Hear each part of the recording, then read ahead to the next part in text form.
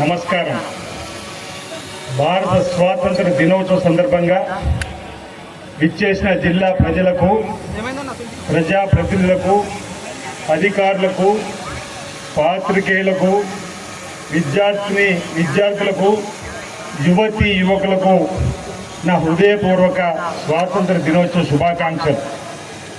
సుదీర్ఘ పోరాటాలు, ఎందరో మహానుభావుల ప్రాణ త్యాగాలతో బ్రిటిష్ సామ్రాజ్య పాలన అంతమై భారతదేశానికి స్వాతంత్రం వచ్చింది. పౌరులందరికీ స్వేచ్ఛ, స్వాతంత్రం సిద్ధించాయి.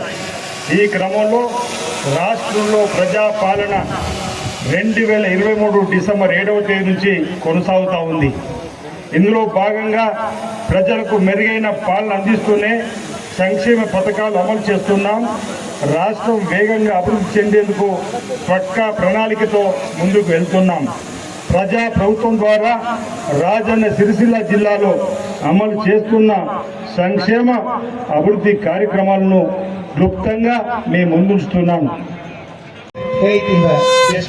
ఇండియా అని సుభాష్ చంద్రబోస్ ఇప్పుడే విచ్చేస్తున్నటువంటి ముఖ్య అతిథి పతాకావిష్కరణ కార్యక్రమం ఉంటుంది.